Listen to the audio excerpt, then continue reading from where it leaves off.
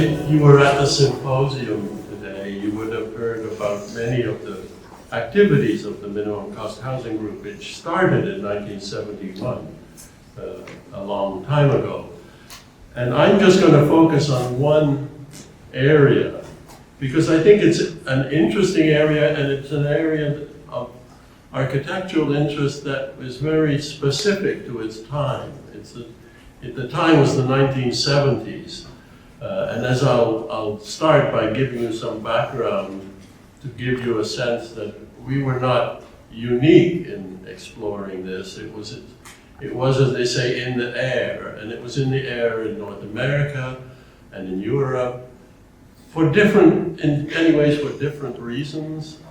But in most, I would say in all cases, we were the only ones really associated with an institution, with a university. Most of these experiments took place by individuals, in some cases students, in other cases hippies in the Southwest United States. That 1967 was the year of the hippie, but they were still around in 1971, and I'll show you, they're interesting things. I want to start with this image. Not because I think what we did was as important as what the Wright brothers did in Kitty Hawk, but it tells us something about invention that's worth underlining, because today we don't understand invention, I think, or it's easy to misinterpret it. We know, of course, the famous stories of Steve Jobs working in a garage, much as we did, and we sort of assume that there's a kind of smooth line. You have an idea and then it all works out, and these days you just sell it to somebody else and retire. But what's interesting about this photograph is that it's not much of a plane. It's kind of a wonky thing. You can see the wings are, people had been gliding. Nobody had flown a motorized plane with an engine before. It's also worth noticing there's only 3 people here, as far as I know. The photographer who took this, and the brothers. That's Orville is the one on the right. They took turns trying, and this was like the 4th try of the afternoon. And Wilbur is lying down on the plane. That was the pilot's position. Did they worry that how could a plane be flown any distance if you were lying down? Of course not. They're just trying to get the thing off the ground. They're not actually thinking of, the future of aeronautics, or would this make a good war machine, or they're simply trying to they flew 800 feet, 800 and something feet. And that was a great feat. I mean, other people around the world have been trying this. Nobody was getting there. So invention requires kind of blinders. You have to say, I just want to get from here to there, whatever there is. And there's all kind of other questions that are butting in. But if you try to answer all the questions, it's not going to work. There's too many problems. There were probably, for the Wright brothers, more questions than answers.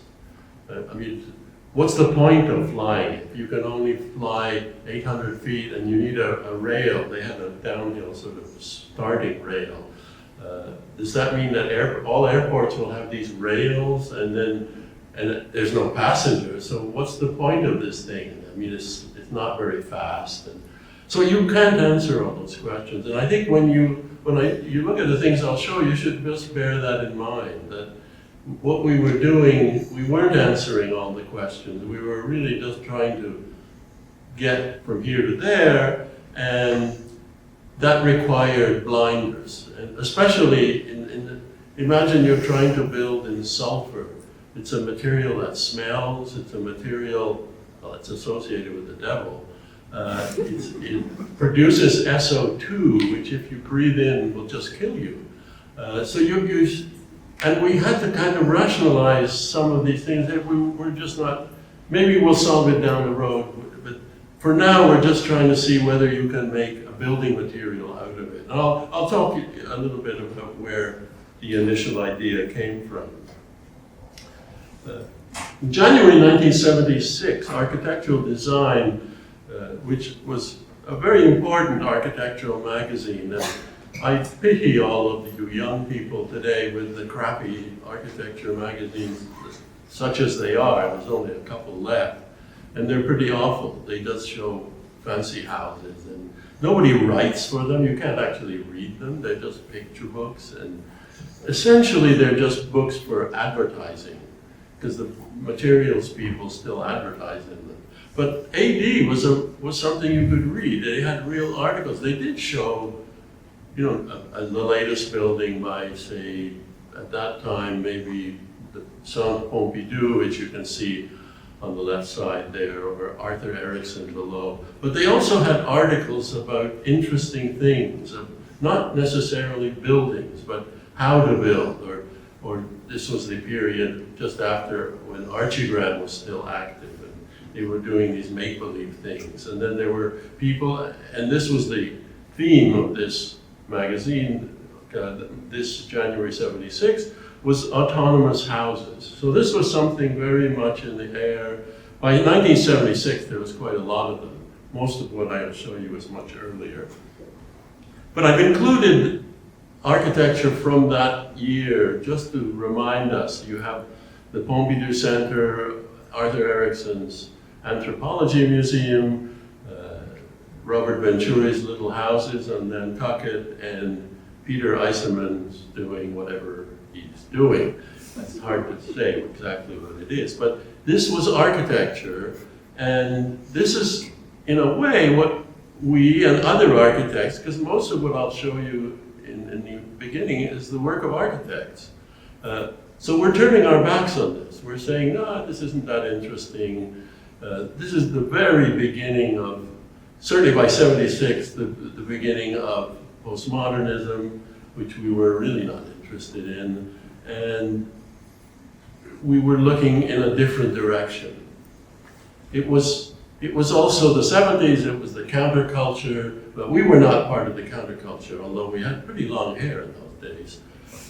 But we were interested in the counterculture. The only people doing things that were sort of interesting to us belonged to the counterculture. So, and we read the whole catalog, and eventually we were in it. And there was this connection. I think it was also, it had to do with the baby boom. I mean, there were more of us than anybody else. So we could, because we outnumbered everybody. And so anything we did became the thing. I mean, whether it was Bob Dylan or the Rolling Stones, it became the culture. So there was a kind of arrogance, I suppose. It was also, obviously, it didn't all end well, and it didn't we didn't change the world, or at least the world changed, but not in the ways we expected. Not that we knew, I don't think we knew where the world was going, but it kind of, I suppose, was a kind of freedom. I mean, to study architecture for 6 years and then to work on composting toilets and other things that I'll show you requires a kind of freedom where you think, I can do this. There's no rules. And that was one of the themes of the '70s. There were no rules anymore. And of course, eventually we realized you have to have rules. You can't really live without rules. But at the moment, there was a sense that this was a world without rules where you could make things up. And as long as you had some recreational drugs and nice music, it was okay. So I want to show you a few kind of autonomous houses from around the world at the same time. This was one of the first ones. It was called Drop City. It was a bunch of hippies in Colorado who there was either cheap land or almost abandoned land, I'm not sure which, and they built these domes. Buckminster Fuller I mentioned, and he was very much the sort of patron saint of kind of everybody that I'll show you at least. And so they had seen a lecture by him, one of his 12-hour sort of marathon things that he did. And these domes are incredibly built because they had no money. So they went to scrap yards. These are the roofs of cars, which they would cut out with an axe and sort of fold and make believe panels. It's hard to believe it didn't leak like a sieve, but you can see also there are solar water heaters. There's there's other stuff going on there, and there was a kind of colony of these Bohemian domes that in Colorado at that time. Much more sophisticated was Steve Baer was related to these and also had seen and listened to Fuller, but he developed he called them zones. It's a different geometry. You can see they're parallelograms. And these are really quite ingenious houses. They're solar houses. This is New Mexico, so it's very dry, never rains, very hot in the day, and then quite cold at night. It's the desert. And so these are facing south. The sun heats up the water in the oil drums, and then at night you swing up those shutters, and the heat in the water radiates into the house. It's a version of something I'll show you later. It's called a trombe wall. But it was really quite a beautiful thing. Another architect, Doug Kelbaugh, he later became dean in Michigan. He built a solar house using a trombe wall. A trombe wall is a concrete wall behind glass. It's painted black, so it heats up, and then at night it radiates into the house. And I like this house a lot because there were many solar houses at the time. They all looked like pieces of cheese. They had the perfect angle facing south, and then you got this weird thing. It wasn't quite a chalet, it wasn't an A-frame, it was this funny wonky shape, because the north side, of course, could be a vertical wall, but you couldn't put proper windows in it. They had usually solar water heaters on this funny angle, and so if you look closer, you can see that he actually has windows in the wall. So it's like a house. You want windows in a house. You don't want the whole south wall to be solid. And then he has the greenhouse. There was this sort of connection, which I guess Vikram kind of revived in his work, between a house and producing food. And the biggest example, which I didn't include, was a big greenhouse that was built in Prince Edward Island by the New Alchemy Institute, where they had a really large greenhouse producing significant amounts of food. But the idea was you recycled maybe the gray water, went into the greenhouse, and there was somehow a feeling that there was a connection between having a greenhouse and having the house. I've never known if this was ever built or just a drawing. It's a Dutch architect, and it doesn't have the greenhouse, but it has all sorts of recycling of water, producing methane. It uses a dome, but not a geodesic dome. It looks, he's maybe got a geodesic dome underneath, but he's got concrete on the outside and some kind of insulation on the inside. Insulation was a big sort of contentious point in those days, because the best insulation is polyurethane. But polyurethane is really not an ecological material. Glass fibers is, because nothing happens to it. And those days, urethane foams were very new. Nobody knew what happens after 20 years. Does it shrink and disappear? And does it give off gases, which it does? So you couldn't really use it if you were trying to do something that had some environmental responsibility. So that was a kind of a limitation on some of these houses. Graham Kane was a student of architecture. I can't remember if it was the AA or one of the polytechnics, and this was in North London, and he just built this himself. The greenhouse is just he got very criticized, of course, within the movement because he used plastic. I mean, he couldn't afford glass or anything more expensive, and it was connected to a house. And here, the greenhouse, he called it Street Farm, was a kind of major part of the house. So it was producing, I'm not sure if he recycled water in this case or not. So that's the context for what we did in St. Anne Bellevue, the EPEL operation in 1972. So we fall roughly in the middle of this house that I showed you.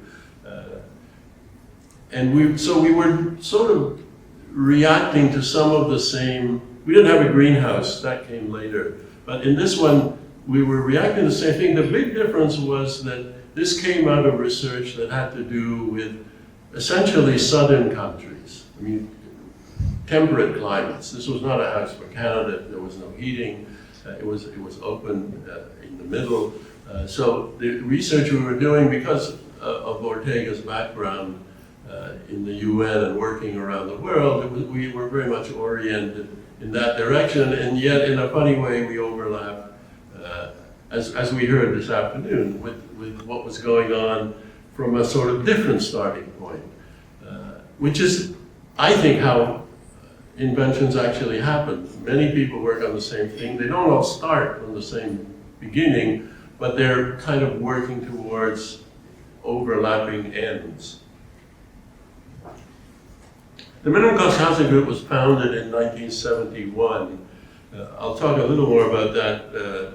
I was actually the first student. The second student is not in this picture. This is not a picture of the group. This is a picture of 6 people who happen to be available for a photograph. We didn't sort of document religiously. So there were other people involved that are not in this picture. Some of these people are students. Vikram is young Vikram is a student newly arrived from India. Bernard Lefebvre was also a student, one of the first, I guess the first Canadian student we had. Berouz is from Iran, he was a student. And Makram is an Egyptian Copt. And Wajid was a student at the University of Montreal. We sort of, I should say I think Albro kind of gathered together people. I mean, there were people that we weren't sure where they came from. They weren't our students, they weren't students anywhere, but they got involved in the project. And I think that was one of the cases with Wajid, and Wajid played a major role. He took a leading role in several of our projects. My best man at my wedding, too. It's all focused, of course, on Álvaro Ortega on the right here. He was I'll talk a little bit more about him at the end, but he was a practicing architect in Colombia. Colombia had a terrible civil war, and he got driven out of his practice. You can't build buildings during a civil war. And this is a serious civil war with heavy artillery and all sorts of things. So he ended up leaving Colombia, and he got a job at the UN. And at the UN at that time had something called the Center for Housing, Building and Planning. And it was a very small group. Abram was the leader. He wrote a book, an interesting book about housing. And he basically had a handful of experts that were sent out if especially small countries which didn't have technical expertise available, technical staff who needed a planner or an architect or an engineer would request this from the UN, and these people would go, so they were sort of like troubleshooters. I don't think they had much money. They were just sent out there to see what advice they could give to people, whatever the particular problem. I know that Álvaro worked in Crete, not in Crete, in Cyprus, after it had been subdivided. He worked in various small African countries. And he took a leave of absence from the UN. At this point, he was, I think, about 50, I think. He took a leave of absence, and with the collaboration of the director of the School of Architecture, John Bland, they got the Canadian Mortgage and Housing Corporation to provide money to start a graduate program. In those days, you had undergraduate and graduate architecture programs, and it was going to be a program focused on essentially what you could call third world housing or developing country housing or whatever word you want to use. So, the important thing to remember is Ortega was not an academic. First of all, he was a very good architect, and he was not a career UN person either. He had sort of been pushed into the UN. There were other Colombians that I met also working in the center. So he set the agenda, and that was the first year of our program was exploring these problems that he'd sort of thought about, but he had never been in a position to follow up, because in his various missions, he really didn't have people or resources to do things like that. He was really advising local people. And I should tell you the story because he had once seen a colonial bridge somewhere in Latin America, I don't know, Colombia or Venezuela or somewhere, you know, one of those bridges across a ravine, a pedestrian bridge that is suspended across a ravine, and it was a chain, a steel chain that made the bridge. And at each end, the chain went into a hole drilled in the rock, and molten sulfur was poured in to anchor the chain. And he had never heard of sulfur being used that way. And this was sulfur from volcanic deposits around that country. And so he had this idea, surely there must be other things you could do with construction. And these things were colonial. They had been there for hundreds of years and seemed to last perfectly well, so it seemed to be durable. It was just an anchoring device. And so he had this feeling that maybe there's a way we could use this sulfur. And what we ended up doing initially was mixing it with aggregates, the way you mix cement. Except it's a thermal process. You melt the sulfur, you mix it with the aggregates, you pour it in the mold, and then it sets very quickly and becomes hard, waterproof, and also it doesn't cure. It is what it is right away, so it doesn't shrink. And another thing that he had been interested in was interlocking blocks, cement blocks that interlock. So rather than using mortar with less skill than a mason has, you could erect a wall. And so those two things somehow came together in his mind, and we were exploring ways in which you could interlock blocks, because you could make them extremely accurately, and so the fits would be very tight. The problem with concrete blocks is they're kind of rough, and you can't make them that accurately, and so they're kind of loose. Another thing that he had done I think it was in Colombia, but with the UN, he had developed these asbestos cement roofs. Asbestos, of course, is not used anymore because we've discovered all the health effects. And so it is used in some developing countries, but in the West, it's really been banned. Canada, in separate mines. When we were working, there was still a huge asbestos cement factory in Montreal, Atlas Asbestos. I'm sure it's closed down now. But he was able to kind of elicit their collaboration, and they made various bits and pieces for us, which I'll show you later on. And these are sonotubes. You could see the idea of using big and small, sort of like clay tile roofs, but self-supporting roofs. I won't go into the whole story, but he had developed a self-supporting roof which had a span of 50 feet. You know, you could span the whole house with just these asbestos cement elements.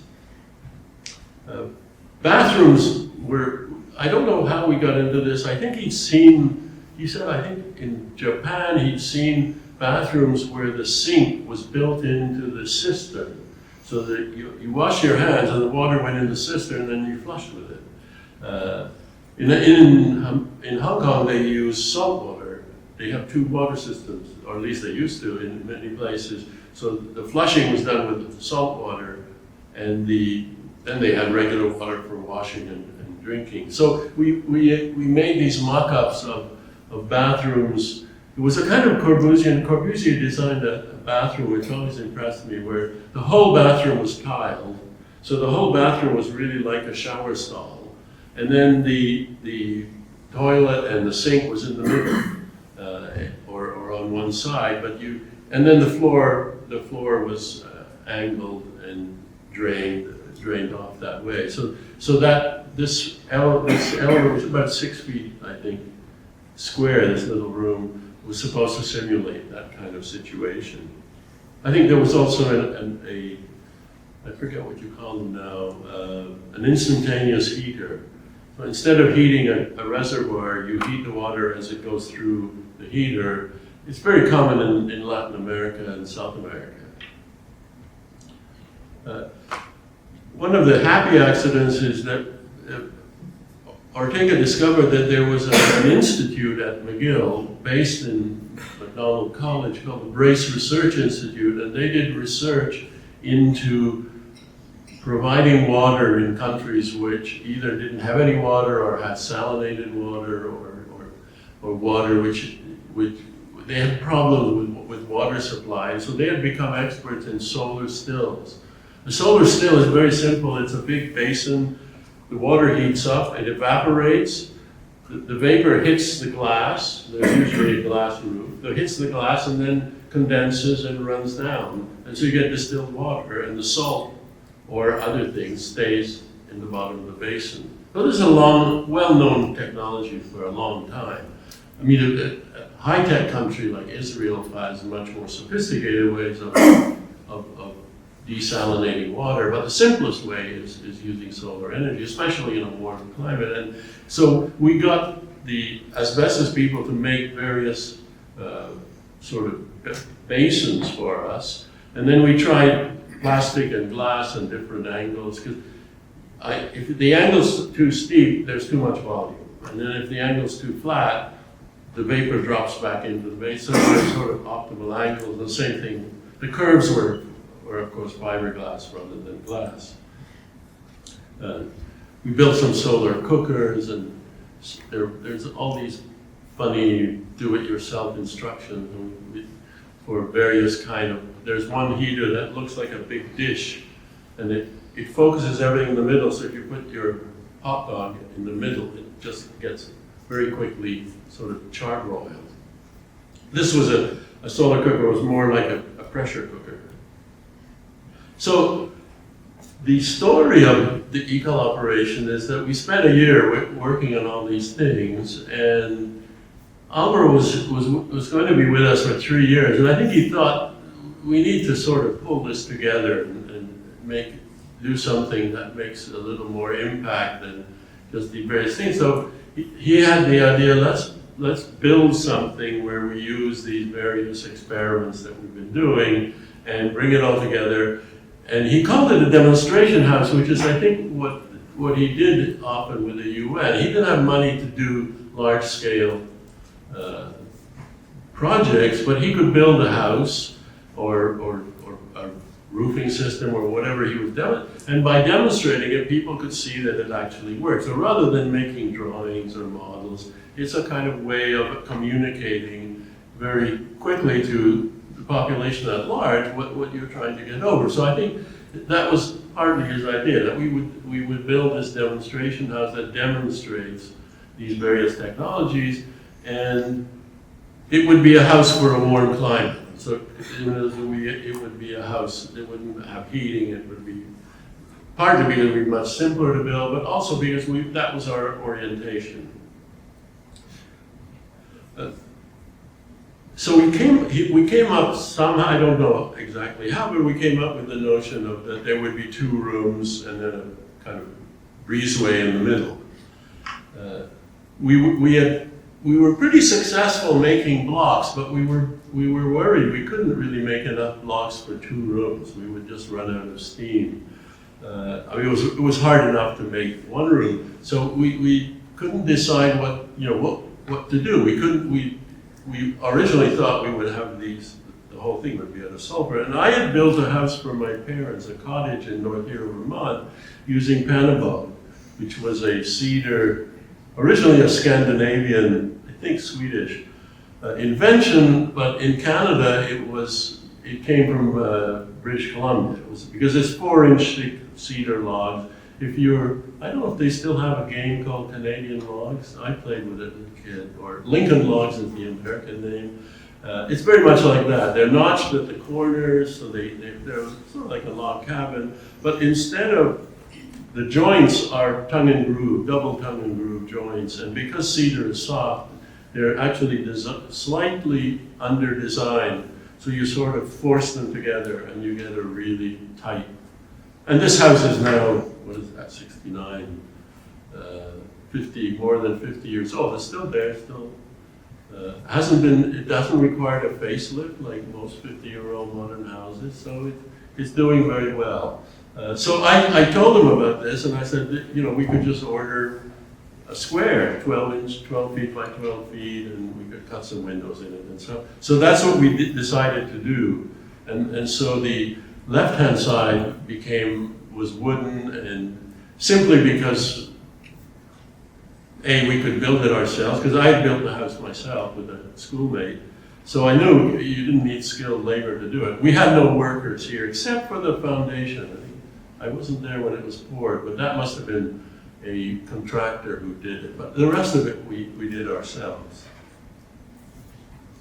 And here's the drawing, we saw it earlier this afternoon, showing the various steps of what was involved in making this house.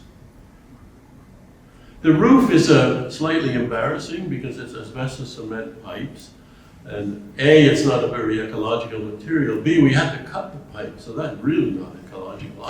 I'm happy to say I wasn't the one doing the cutting. But, and there was a face mask, but it was not well, I think just simply we didn't know. At that point, there was,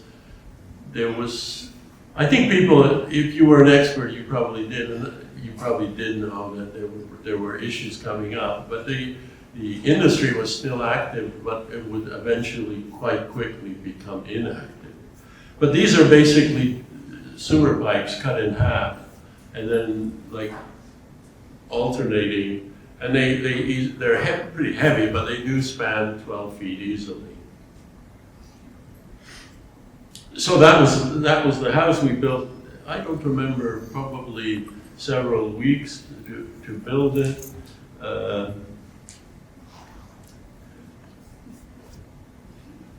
We bought this from, it's a German wind machine, and that powers, I'll show you a little aquarium pump which is used in the toilet for working the sanitation system. And here's the thing going up.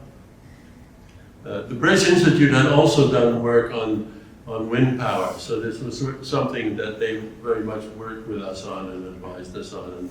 And they had also very kind of very simple wind power. I mean, this is a generator. This generates electricity, but they had also done water pumps, which is a simpler kind of machine. The sanitary unit was quite complicated because it had a roof made out of asbestos cement, these profiles, so it collected rainwater into the center gutter, and then it was distilling water. And the water they were distilling was the shower water, basically, that you pumped up there, and then you collected the drinking water in a separate container, and then you had one of those special castings in sulfur concrete for washing your hands, and then that became the lid of the cistern. And I was not involved in the design of the toilet, so I'm not 100% sure. It was aerated. I don't really know if it works. I wouldn't rush out and build one, but that was the notion, that it was aerated. That was what the windmill provided partially the power for, and then the excess water was drained off to one side. So the walls are also made of asbestos cement, L-shaped. They made L-shaped pieces for us. So it's like self-supporting bits. And then you can see how the water drains to the center and to catch the rainwater, and then the distilled water is collected separately at the bottom of the slope. I won't go through this in detail, but the essential idea is there are three purities of water. There's the washing water, after you shower, that's purity 2. Purity 1 is the distilled water, is drinking water or rainwater, and then purity 3 is the water, is the black water, the water from the bath and the water closet. And there's a hand pump to get water up into the solar still.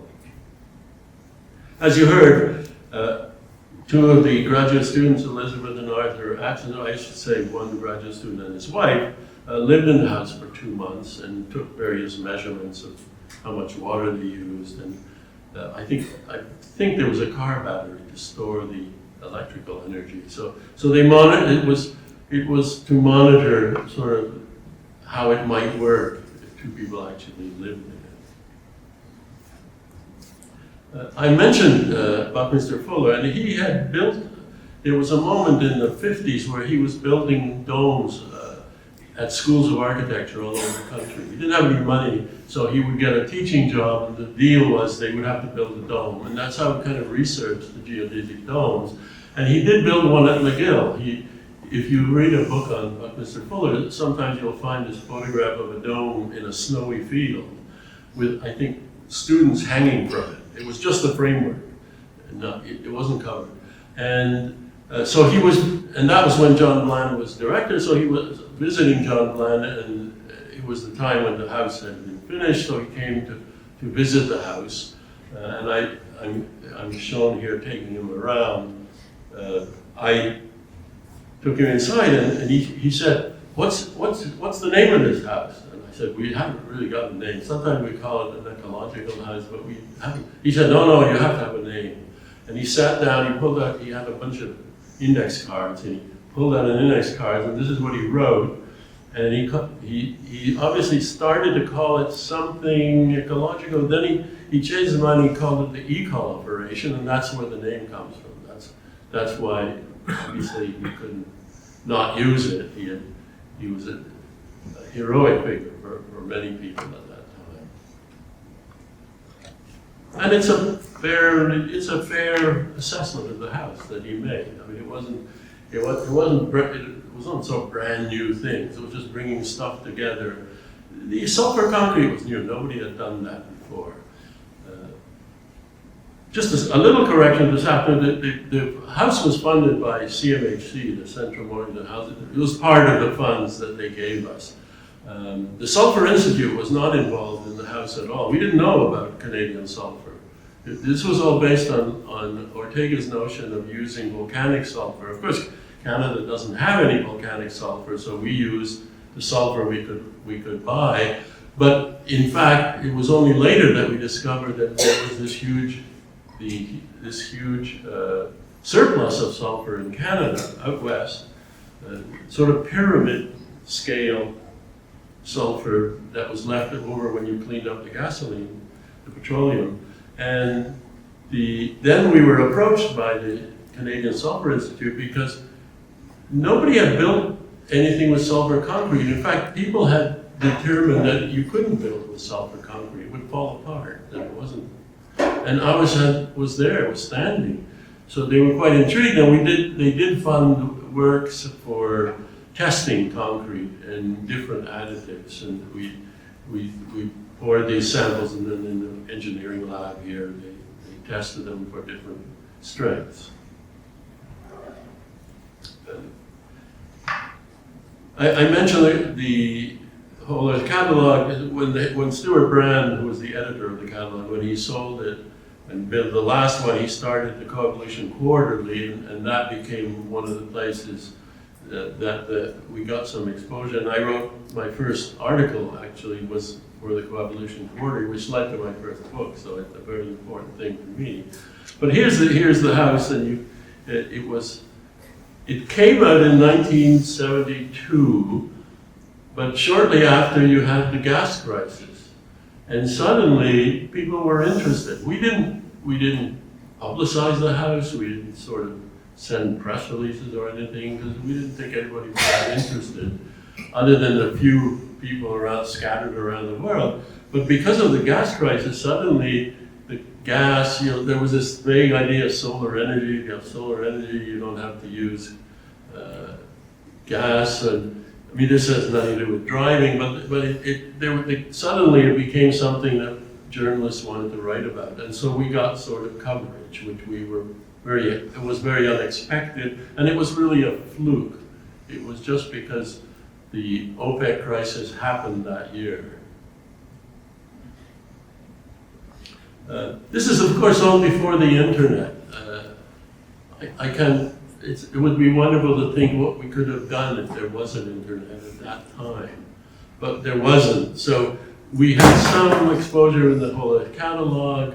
There was the same people put out this book called Soft Tech, which there were many names for this. There was alternative technology, radical technology, soft technology, but it was all related to this kind of general area of solar, wind, recycling, reusing, and so on. And you've seen the Stop 5-Gallon Flush, which was, we had a series of books which actually were very important to us because we sold them by mail, and it gave us kind of a slush fund. You couldn't do big things with it, but if you needed stuff from our main supplier of scientific equipment was Pascal's hardware store, which was a big hardware store in Old Montreal, and we would buy, cake tins and gelatin bowls and stuff like that to try with the sulfur.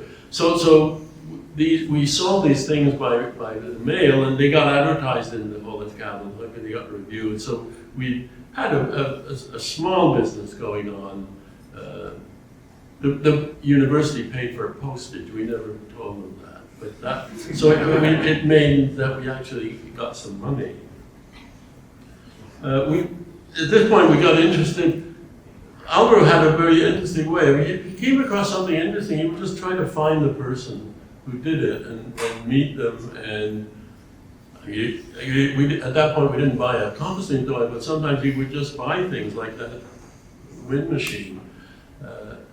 And anyway, the Clivus Multrum was a composting toilet which was patented in the 60s, and the son of Richard Lindstrom, who was the inventor of this toilet, was actually working in the United States. He was starting a business making these toilets. So we visited him. I got to know Abby Rockefeller was financing it. She was one of the Rockefellers. And so she was financing this. She had them in her house. So what we did is we kind of took the idea and made we call it the Clivus Minimus, which was made out of cement blocks, something that you could build yourself, especially if you were in a developing country where you're getting a fiberglass, where you just couldn't get a fiberglass Clivus. They were only sold in North America and in Scandinavia. The idea is that the human waste goes in there and then all the kitchen waste. And so there's no flushing, and there's a vent, usually with a fan, and it sort of slides down, and eventually you can empty it out after a couple of years, and you have compost at the bottom, and you have some pipes to aerate it works. I had one in my house as a kind of living experiment. I surely put up with it, but it wasn't perfect, let's say. The Tron wall I mentioned, it's the idea of a heavy wall with a glass in front, and then it's a beautiful, simple idea because it's completely passive. You don't have water, you don't have pumps, you don't have air pumps or water pumps, and the air simply circulates naturally. It's quite old. Félix Tron was a scientist, actually. The French had this huge solar furnace in southern France, and that's where he worked. And so this was kind of a hobby on the side that he did. So in 1974, we were approached by a doctor here at McGill who had an institute, and I think he wanted to build a house, an autonomous house on his property. It was in Ontario, so in eastern Ontario. And so we took some of the ideas from the eco-operation, but combined them with you can see here, the composting toilet. We had a Sylvonius rotor, which is a very cheap sort of windmill to pump water up. Presumably this would be a well. We had water heaters on the roof, and this was a paper we did. He said we should start with a paper, and then we can sort of talk it into a project. The project unfortunately never happened, but the paper did happen, and here's the plan with the Tron wall, and the dark black is the Tron wall. Then we have the toilet in the back, and these partitions I've forgotten I guess they're asbestos cement with self-supporting walls made of asbestos. I don't know if it's such a great idea, but that was in there. So the main thing was we calculated the performance of this house and compared it to a sort of control house, and you can see on the right there's sort of various degrees, 70, 80, 40%, 75% reduction either water heating or heat loss or liquid waste, which we didn't have at all because we had a composting toilet, the utilization of water and so on. So it was showing how such a house, in this case in a Canadian setting, could function to use less. Again, it's like Kitty Hawk, where it's not a model for a house. We're not trying to make a planned community of EPROM houses somewhere. It's one house which tries to bring together a bunch of technologies, most of which we didn't invent, and to show that you can, in fact, reduce the energy, water, and other usage in the house. It didn't go anywhere.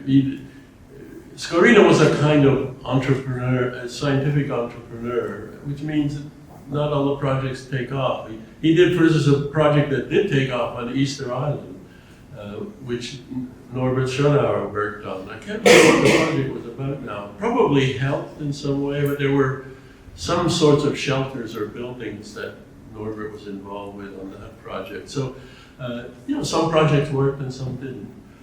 He gave me the best piece of advice I ever had as an academic researcher, though, because he said, make sure you do the research first and then get a grant, because then you know you won't screw up. I mean, then you know it actually works.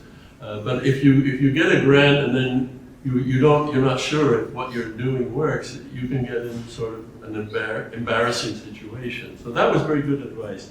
In 1975, we've heard about the United Nations Conference on Human Settlements in Vancouver, but because it was in Vancouver, I guess with the prompting of the federal government, the provinces, or at least Quebec, and I assume other provinces, but I don't know that for sure, decided to have sort of projects related to the conference in Quebec, and there would be another one in presumably other provinces had it. And they were sort of like demonstration projects related to the Habitat Conference. And it was a competition, so you had to make proposals of various projects, and we did that. We basically took the EPROM house, and we added some elements. We added a greenhouse on the roof, but there was sort of something that grew out of that. And you can see here, I found this in a sketchbook. It's very similar to EPROM. You've got a greenhouse at the top. In this case, it would have been built on the campus. We had enough credibility at that point that we got permission to build it. There's probably a building there now. But it's that road that goes up from McConnell and eventually joins University. There was an open space at the top, and we got permission to use that if the project took off. And so we didn't need, we had municipal water supplies, and we also had the gray water overflow could go just into the sewers, although we also used part of it to water the greenhouse. And we had a windmill to pump water up. I found this drawing in a sketchbook of mine, and it's pretty weird, but it does say ECOL 2, so it definitely was related to this project. I was always interested in round houses. Partly you could use those silo roofs on the top, and I don't know if those are wooden logs. They sort of look like wooden logs. There was a way of building, you sort of stack wall, they were called, and you put wood in cement and make walls maybe 18 inches or something thick, which is good insulation. And then the red part, I assume, is some kind of trone wall, and the sanitation unit acts as a block in the middle, and then you could actually have a second one if you were doing a larger house. That was a little bit, I think it was too far out. I mean, it was too complicated. So we ended up with something much simpler, much closer to the ECOL house. You can see here the greenhouse on the roof, a trone wall with some with glazing on the south side of the house, and here's a model showing it's up in that top part of the land. we won the competition, and I forgot, it's too long ago now, it's like 50 years ago. Something happened, and I don't really know what happened. But we got the go-ahead, we were very happy, and then somehow the whole thing got canceled. And whether they decided just not to do anything, at this point I can't remember if we knew or what the rationale was. So unfortunately the project didn't get anywhere, because it would have been quite good. I later built the grow home on the campus, and you build a house on the campus, you get a lot of people coming up because it's downtown and easy to get to. So it would have caused a splash, I think, but it didn't. So that project didn't go ahead. I want to finish one last project which came to us. I don't have the letter, but somebody wrote to me and said, I have land on the Turks and Caicos Islands, and there's no water at all, just rainwater. And what do you think? Is there a way of building something that would work in that situation? And I had lived in Spain on the Balearic Islands, which are like that. There's no rain, it's only rainwater, and every house has a cistern, and it doesn't rain that much, but you collect the rainwater, and that's your water. There is no other water. There's no groundwater. So this shows you diagrammatically the idea of having, potable water, which comes from the solar still, and collecting rainwater, gray water, which is the water from showering and bathing, and then human waste is a composting toilet. And you can see here 24 inches of rainfall, so I estimate you could collect about 13 gallons a day. 2 people consume about 30 gallons a day, so the 20 gallons is produced by the solar still. So that was okay, rough, back of the envelope calculation. And there's the little house that we said where the cisterns are underneath the kitchen. So the kitchen cistern is the rainwater, under the bathroom is the smaller cistern for the gray water, and then the 3 roofs over the kitchen and the terrace are the solar stills, and then the other roofs are just roofs, but they collect rainwater. I don't know what happened. Either I never heard back from the people, or the thing didn't go anywhere. But it was I think it was interesting because it was the realest of the 3 things. It wasn't the demonstration. It was just using the technology to solve the problem of providing water. I wanted to close with two suggestions which have come to me in many of these lectures and projects, and that's contingency and agency. Contingency means things just happen. You don't plan everything. We didn't know that there was a Brace Research Institute and that they were at McDonald College, which means they had contact, and that's how we were able to build a house there. But that's how we got access to that land, because they were there, they introduced us to the right people, and so.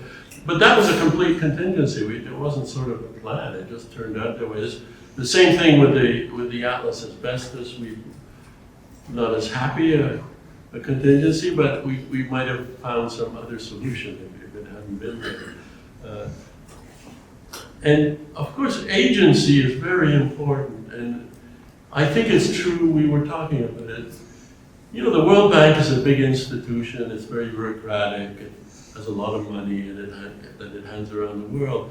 But there's some extraordinary individuals there, and it's the extraordinary individuals that achieve things. The same thing in a university. It's not the president of the university is not important. He raises money, or she raises money, and even a dean is not important. But there are individuals at a university, and that's what makes the university a special place, because they produce things, ideas, or whatever it is. Medical advances or scientific advances. So agency is really crucial, and we all came from different places in this photograph, and we all brought different sort of abilities. And those were not things you could plan, but those were the things that made the projects work.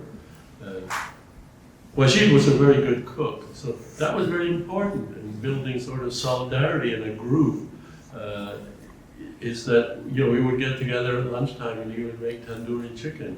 And all these people have different experiences that they bring to the project. Of course, the leading agency comes from Alvaro, because he was very much the leader, the person who set the tone for, and as I mentioned earlier, he was a builder. He wasn't an academic, he wasn't a lifer from the UN, a bureaucrat, and he was really an architect first, and an architect who built. This is a baseball stadium that he was, that his firm, he was a partner in a firm of 3 or 4 people, they built in Cartagena in Colombia. It's a beautiful building, and we were talking about it. There's something about thin concrete and latins that go together.